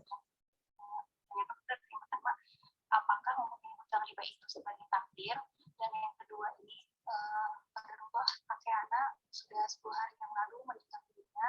Terus dan di sana masih ada acara tahlilan seperti itu kan. Qadarullah anak kemarin tidak bisa pulang ke kampung karena posisinya di Jakarta. Di sana masih ada tahlilan dan anak belum bisa mendakwahi karena masih sendiri Ustaz. Terus nanti ada acara 40 harian. Anak tidak meyakini itu karena Rasulullah pun tidak melakukannya ya Ustaz. Nah, anak ini niatnya mau ke sana di hari ke-40-nya karena anak udah pulang pas di hari meninggalnya untuk tujuan itu bersilaturahmi Ustaz, karena semua anak-anak bisa kumpul dan anak ingin berziarah. Mohon nasihat Ustaz bagaimana jazakallahu khairan. Nah, yang pertama tadi apa tentang masalah apa? Hutang riba. Hutang riba apakah takdir Ustaz? Nah, tidak ada satupun yang lepas dari takdir Allah Azza wa Jalla. Tidak ada satupun yang lepas dari takdir Allah Azza wa Jalla. Tapi takdir Allah Azza wa Jalla ada yang kauni, ada yang syar'i, kan gitu. Takdir Allah Azza wa Jalla ada yang memang Allah Azza wa Jalla sukai, ada yang Allah Azza wa Jalla tidak ridhai, kan gitu. Contoh, Allah Azza wa Jalla menciptakan neraka. Apakah Allah Azza wa Jalla menyukai ketika Allah Azza wa Jalla memasukkan makhluk ke dalam neraka? Allah Azza wa Jalla nggak suka, tapi Allah takdirkan itu dengan penuh hikmahnya. Ada hikmah banyak tersendiri masalah itu. Allah Azza wa Jalla ciptakan iblis, kan gitu. Apa kemudian Allah Azza wa Jalla ridhai adanya iblis? Kan tidak. Allah Azza wa Jalla ciptakan adanya maksiat, adanya kedurhakan kepada Allah, kan gitu. Apa kemudian Allah Azza wa Jalla ridha dengan kedurhakan atau maksiat tersebut? Jawabannya tidak. Nah, beda dengan takdir syar'i, kan gitu. Takdir yang memang Allah Azza wa Jalla ridha yang Allah sukai, kan gitu. Adanya iman, adanya amal saleh, adanya surga dan lain sebagainya. Jadi kalau ditanya apakah tadi hutang riba itu takdir orang yang meninggal dalam keadaan bunuh diri, takdir, semuanya takdir, betul. Nggak mungkin ada yang lepas dari takdir Allah Azza wa Jalla. Tapi ada takdir yang Allah Azza wa Jalla ridhai, ada yang tidak. Ada takdir yang Allah Azza wa Jalla sukai, ada yang tidak. Dan kita diperintahkan oleh Allah Azza wa Jalla untuk apa? Menjalankan sesuatu yang syar'i, yang memang Allah Azza wa Jalla sukai. Yang ketika Allah menciptakannya dan Allah menyukai ketika hamba itu melakukan sesuatu yang Allah cintai, Allah sukai ini. Takdir tadi. Masalah apa? Iradah syar'iyah. Itu masalah tersebut. Kemudian yang kedua, ukhti, perhatikan baik-baik. Kalau ukhti belum bisa mendakwahkan, maka doakan. Perhatikan nih. Maka doakan apa? Keluarga. Doakan siapapun. Karena mungkin kita belum bisa mendakwahkan keluarga kita untuk tidak melakukan acara-acara yang tidak ada sunnahnya dari Nabi SAW, maka doakan. Maka apa? Doakan. Bukan berarti kemudian ketika anti tidak bisa menghalangi keluarga untuk melakukan tahlil, berarti anti kena dosa. Enggak, sama sekali. Tidak sama sekali. Ketika anti bisa mendakwahkan, alhamdulillah. Tapi kalau nggak bisa dakwahkan, dengan berbagai macam penghalang, maka angkat tangan anti, doa sama Allah. Ya Allah, berikan hidayah kepada keluarga agar mereka bisa mengenal sunnah Nabi SAW dan lain sebagainya.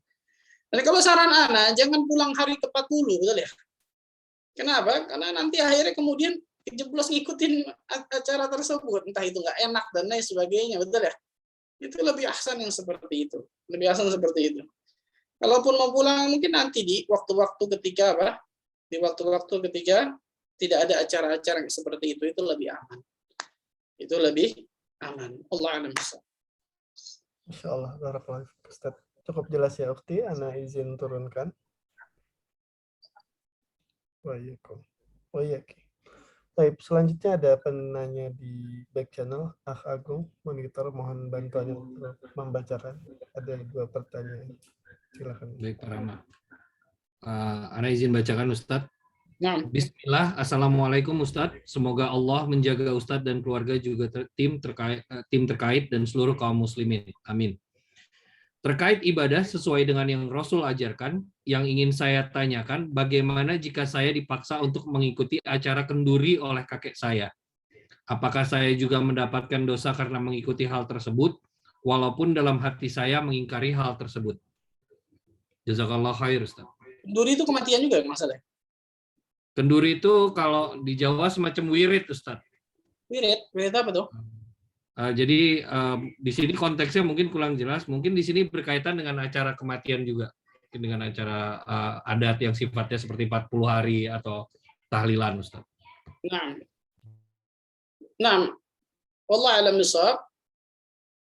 Ketika seseorang sudah berusaha dengan semaksimal mungkin, perhatikan ya, sudah berusaha dengan semaksimal mungkin. Karena terkadang gara-gara hal tidak enak, betul ya, nggak enak sama manusia, nggak enak sama si fulan, nggak enak sama si fulan dan lain sebagainya. Akhirnya kemudian kita terjatuh dalam perkara-perkara yang tidak disyariatkan dalam agama. Kalau yang seperti ini nggak boleh, jelas. Seperti ini tidak boleh. Abu Talib mati dalam keadaan kufur di antara sebabnya karena ini nih, takut cibiran dari orang-orang Quraisy, betul ya, nggak enak sama orang-orang Quraisy, akhirnya mati dalam keadaan kufur di antara sebabnya. Maka jangan pernah pusingkan cibiran manusia. Itu. Ketika kakek antum dan sebagainya menyuruh, maka coba jelaskan dengan baik-baik, betul ya, jelaskan dengan mengajak berpikir, mungkin menjelaskannya, betul ya, kayak apa kayak encit atau apa. Nah, di zaman Rasul, setahu anak juga banyak yang meninggal ya. Kira ada nggak kayak dalil Rasul kemudian kendurian, tahlilan kepada yang lain sebagainya? Coba bahasa anak syubhat positif, betul ya. Melemparkan syubhat positif lah kepada kakek antum, betul ya. Ngasih syubhat positif yang bisa dikatakan mudah-mudahan ngajak berpikir, melempar pertanyaan sekaligus ngajak berpikir kepada orang yang lebih tua di atas kita. Karena memang untuk mendakwakan orang di atas kita ini umurnya biasa lebih berat, lebih sulit, betul ya. Tapi berdoa minta kepada Allah Azza wa Jalla, mudah-mudahan Allah berikan kemudahan. Kalau sudah berusaha dengan semaksimal mungkin dan lain sebagainya, mudah-mudahan Allah Azza wa Jalla yukallifullahu nafsan illa wus'aha. Tapi perhatikan, kebanyakan kalau saya lihat, karena tidak enak. Nggak enak udah sama kakek, nggak enak sama mama, nggak enak sama ini. Kalau seperti ini nggak bisa, subhanallah. Yang ditakutkan yang seperti ini kemudian nanti akan terkena, dan nggak bisa kemudian hanya karena dalih. Yang penting kan anak dalam hati anak mengingkari dan lain sebagainya. Mungkin di hari tersebut bisa kemudian minta izin untuk keluar dan sebagainya. Allah alam bishawab. Terkadang ada hal-hal dalam Islam ini, ikhwan, yang memang kita bisa murunah, fleksibel, tapi terkadang adalah dalam Islam ini hal-hal yang satu tetap satu, nggak bisa jadi dua. Kan gitu. Ini diantaranya. Allah alam bishawab. Maka coba dulu tadi berusaha dengan semaksimal mungkin, coba melemparkan syubhat-syubhat positif loh, bisa dikatakan kepada kakek antum. Mudah-mudahan bisa mengerti. Kalaupun nggak bisa, doa sama Allah, mudah Allah berikan kemudahan setelah itu. Allah a'lam bishawab. Insyaallah.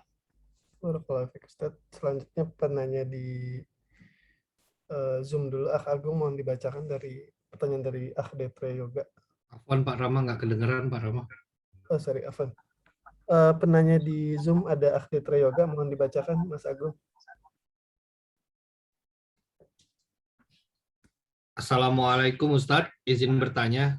Zaman sekarang ada istilah indigo. Orang yang mampu melihat hal-hal gaib dan tahu tentang masa depan. Apakah orang yang seperti ini sebenarnya ada jin di dalam tubuhnya dan apakah harus diruqyah? Mohon nasihat. Betul, Ustaz. Itu jawabannya. Harus diruqyah, bukan kehebatan, bukan indra keenam tuh. Bukan indra keenam. harus diruqyah. Orang itu sakit harus diruqyah. Orang zaman sekarang, wah anak saya hebat Ustaz, bisa mengetahui ini macam-macam. Anak antum bukan hebat, anak antum sakit, ruqyah anak antum. Sakit, subhanallah. Mana ada kemudian anak bisa mengetahui seperti itu, atau siapapun bisa mengetahui seperti itu. Ada gangguan pada jin, ada gangguan pada dirinya masalah jin tuh, subhanallah.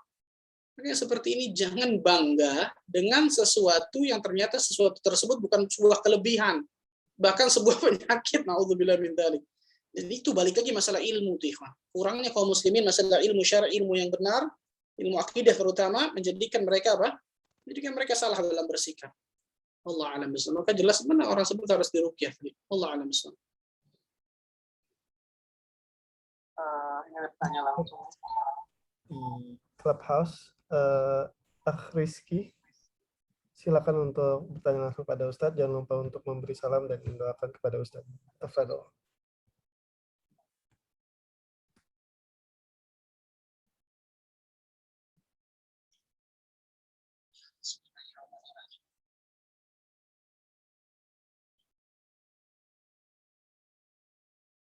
apa Mbak Presti?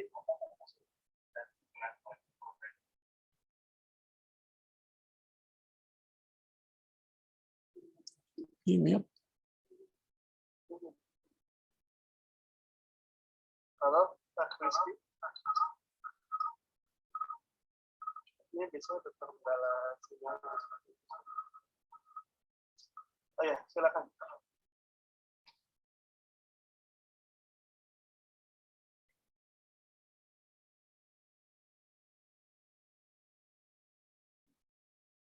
Halo. Apa suaranya tidak terdengar? Apa ini terdengar? Nah. Terdengar. Bismillahirrahmanirrahim. Assalamualaikum warahmatullahi wabarakatuh. Waalaikumsalam warahmatullahi wabarakatuh. Barakallahu fikum.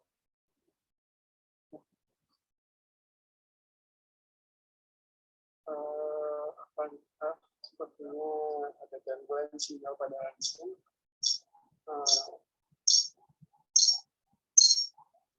Kita masuk ke penanya di Silakan.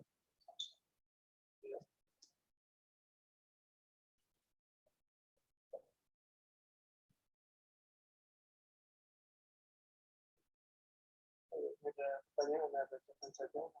Pertanyaannya seperti ini, Ustaz. Assalamualaikum. Bagaimana menanggapi perkataan orang yang mengakui dirinya sebagai para wali dan mengatakan yang tidak sepatutnya, seperti saya mampu mematikan api neraka dengan jari saya. Allah. Bagaimana sebenarnya karamah itu? Seperti itu, Ustaz. Mampu mematikan api neraka dengan jarinya. Haula wala quwwata illa billahil aliyyil azim. Akhir zaman ini macam-macam orang. Macam-macam luar biasa betul. Ada yang begini, ada yang begitu lah. Ini perkataan-perkataan naudzubillah min dzalik. Kan syirik, perkataan berbau kesyirikan luar biasa. Mematikan api neraka dengan jarinya lah. Haula wala quwwata illa billah. Mengaku dirinya wali. Maka jelas yang seperti ini wali syaitan, bukan wali Allah. Mana ada wali Allah seperti itu? Syekhul Islam Ibn Taimiyah rahimahullah ta'ala punya buku apa? Al-Furqan baina awliya'ir rahman wa awliya'i syaitan. Perbedaan antara wali-wali ar-Rahman, wali Allah Azza wa Jalla yang maha mengasihi, dan dengan wali-wali syaitan. Mana ada ulama salaf kemudian yang mengatakan seperti itu, na'udzubillah min dzalik. Hal tersebut jelas harus dijauhi ya, orang-orang seperti ini dijauhi. Jangan pernah dekati dan harus dibantah perkataan-perkataan seperti ini jelas. Na'udzubillah min dzalik. Wallahu a'lam bishawab. Satu pertanyaan lagi, pertanyaan terakhir. 10. Boleh diangkat satu akte ini izin dari penanya langsung, silakan.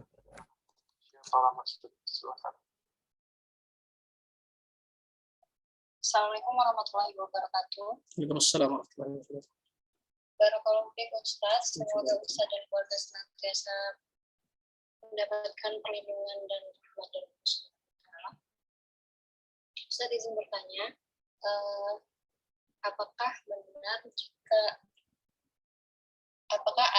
hukumnya benar jika setelah sholat, misalnya sholat berjamaah di masjid, itu karena kebanyakan setelah sholat itu ada doa bersama ya Ustadz, apakah ada hukumnya? Doa bersama? Ya, jadi imamnya itu akan kayak doa bersama gitu Ustadz. Nah, dia baca, di yang lain mengaminkan maksudnya? Iya benar, yang seperti biasa di masjid-masjid itu Ustadz, apakah sebenarnya ada hukumnya? Dan yang saya tahu dari buku Sirah Nabawiyah, Rasulullah SAW sebelum kematiannya mengangkat kedua tangannya untuk berdoa kepada Allah. Apakah dengan demikian kita memang diharuskan untuk mengangkat kedua tangan kita dalam berdoa dan mengusapkannya ke muka kita? Nah, Jazakallah khairan atas jawaban Ustaz. Nah, barakallahu fikum. Yang pertama, ikhwan, Rasul sallallahu alaihi wasallam juga sholat, betul ya, dengan para sahabat. Ternyata kita tidak pernah kita temukan satupun nukilan riwayat yang menyebutkan setelah sholat fardu berjamaah Rasul sallallahu alaihi wasallam mengangkat tangannya untuk kemudian berdoa diaminkan oleh para sahabat, ataupun salah satu dari sahabat kemudian doa kemudian diaminkan setelah sholat, perhatikan ya. Law kana khairan lasadaquna ilaihi. Kalau seandainya perkara itu baik, maka sudah pasti dilakukan oleh Rasul dan para sahabatnya. Maka hal seperti itu tidak ada sunnahnya dari Nabi Shallallahu Alaihi Wasallam. Kan gitu, tidak ada sunnahnya dari Syekh Shalih Fauzan rahimahullah taala ketika ditanya, Syekh, apakah boleh doa setelah sholat? Kata Syekh mengatakan boleh, insya Allah, tapi bukan doa dengan berjamaah, tapi bukan doa dengan bersama-sama, karena hal tersebut tidak pernah ma'thur, tidak pernah dicontohkan dari Nabi Shallallahu Alaihi Wasallam dan para sahabatnya. Ketika seorang mau berdoa sendiri, dipersilahkan, tapi lebih ahsan untuk selesaikan dulu paket zikir ba'da salahnya. Zikir ba'da salah selesai, baru kemudian setelah itu dia doa. Jadi Syekh Shalih Fauzan dibolehkan, tapi itu bukan berjamaah. Tadi itu dipimpin dengan satu orang, diaminkan dengan yang lain. Maka yang seperti itu tidak ada contohnya dari Nabi SAW dan para sahabat. Yang kedua tentang masalah doa, betul di antara adab dalam berdoa adalah mengangkat tangan. Rasul sallallahu alaihi wasallam bersabda, innallaha hayyun karimun yastahi minal 'abdi idza rafa'a yadayhi ila as-sama' an yaruddahuma sifran khaibatain. Sesungguhnya Allah azza wa jalla itu maha hidup dan maha mulia. Dia mengatakan maha pemalu dan juga maha mulia. Allah azza wa jalla malu kepada seorang hamba ketika hamba itu mengangkat kedua tangannya dan mengembalikannya dalam keadaan kosong. Itu kan luar biasa. Di antara adab berdoa kita mengangkat kedua tangan kita. Angkat kedua tangan kita. Tapi memang ada doa-doa yang memang dianjurkan untuk kita angkat tangan. Ada juga waktu-waktu yang tidak dianjurkan untuk angkat tangan. Contoh, doa-doa yang sifatnya zikir rutin harian. Masuk kamar mandi, keluar kamar mandi. Yang gitu. Kemudian ketika selesai azan, masuk masjid, keluar masjid. Itu kan doa yang sifatnya rutin zikir harian. Allah alam yang seperti ini tidak dianjurkan untuk angkat tangan. Tapi kalau doaul masalah, kalau yang pertama tadi doa ibadah, betul ya? Kalau doaul masalah, kita mengadukan masalah kita kepada Allah Azza wa Jalla, atau kita ingin berdoa meminta sesuatu kepada Allah, maka ini dianjurkan untuk mengangkat tangan. Wallahu a'lam bishawab. Itu secara ringkas mungkin ya, wallahu a'lam. Itu mungkin yang bisa Anda sampaikan. Mudah-mudahan Allah Azza wa Jalla berkahi pertemuan kita. Mudah-mudahan Allah Azza wa Jalla jadikan diri kita termasuk golongan hamba-hamba Allah yang selalu memberikan hidayah taufik bagi diri kita untuk mengikuti siratal mustaqim sampai nantinya Allah Azza wa Jalla wafatkan kita dalam keadaan husnul khatimah. Sebagaimana Allah Azza wa Jalla kumpulkan kita pada via Zoom ini dan juga via Clubhouse ini, mudah-mudahan juga bisa Allah kumpulkan kita nanti di surga Firdaus tanpa hisab dan tanpa azab. Allahumma amin rabbal alamin. Subhanakallah bihamdika, asyhadu an la ilaha illa anta astaghfiruka wa atubu ilaik. Assalamualaikum warahmatullahi wabarakatuh. Waalaikumsalam warahmatullahi wabarakatuh. Syukran Ustadz, semoga Allah senantiasa memberkahi ilmu dan usia Ustadz, serta menjaga Ustadz serta orang-orang yang Ustadz cintai, kita semua yang hadir di majelis ini serta seluruh umat Islam di seluruh dunia. Amin ya rabbal alamin. Teman-teman